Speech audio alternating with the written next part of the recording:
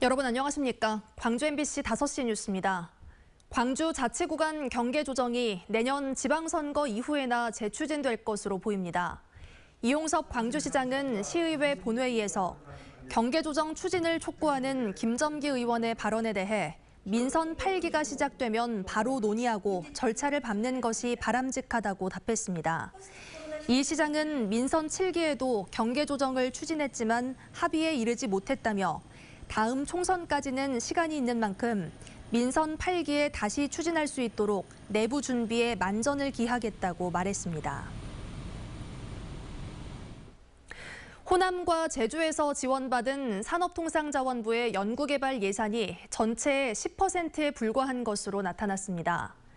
더불어민주당 송갑석 의원이 산업통상자원부로부터 제출받은 자료에 따르면 지난 2016년부터 5년간 연구개발 예산 16조 2,889억 원 가운데 호남 제주권은 10%에 불과한 1조 6,357억 원이 지원됐습니다.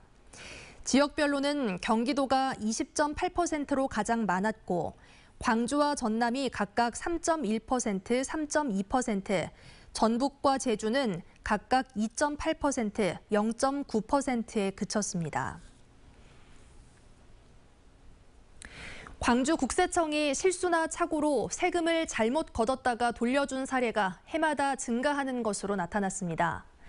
국회 기획재정위원회 양양자 의원에 따르면 광주지방국세청의 국세 과오납 환급 건수는 지난 2016년 3만 2천 건에서 지난해 5만여 건으로 56% 늘었습니다.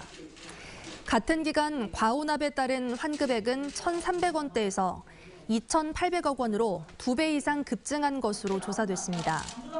한편 오늘 광주국세청에 대한 국정감사에서는 고지서를 발급해놓고도 세금 징수를 포기한 이른바 정리보류 체납액이 4조 5천억 원대에 이른다는 지적을 비롯해 부실한 국세 행정에 대한 여야 국회의원들의 질타가 이어졌습니다.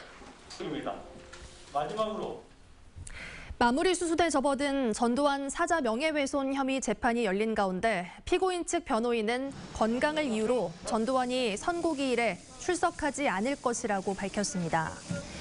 오늘 광주지법에서 열린 전두환 사자 명예훼손 혐의 항소심 공판에 앞서 전두환 측 정주교 변호사는 혈액암 투병으로 선고기일에 출석이 어려울 것 같다며 결심 공판에서 재판부에 불출석 허가를 신청할 계획이라고 밝혔습니다.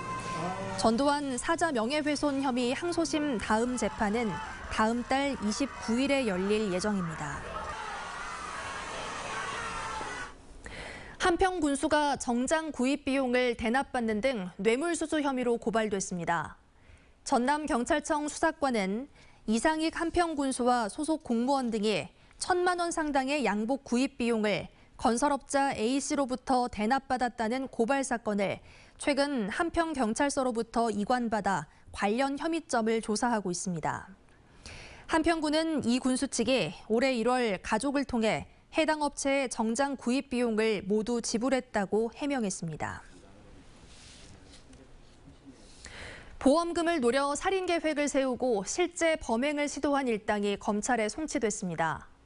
화순경찰서에 따르면 지난 9일 밤 사망 보험금을 노리고 화순군 북면의 한 펜션으로 또래 여성을 유인해 흉기로 살해하려다 미수에 그친 혐의로 19살 A군 등 3명이 구속 송치됐습니다. 또 이들과 함께 다른 살인 계획을 공모한 혐의를 받는 20살 B씨도 구속된 상태로 검찰에 넘겨졌습니다. 심정이 어떠십니까? 산악인 고 김홍빈 대장을 기리는 기념관 건립이 추진됩니다. 광주 산악연맹 등에 따르면 김홍빈 대장 기념관 건립 추진위원회가 산악인을 중심으로 오는 22일 발족할 예정입니다. 추진위원회는 첫 회의에서 기념관 추진 방향과 일정, 예산 확보 방안 등을 논의할 예정입니다. 장애인 최초로 히말라야 14자 완등에 성공한 김 대장은 지난 7월 브로드피크 정상 등정을 마치고 하산하던 중 절벽에서 추락해 실종됐습니다.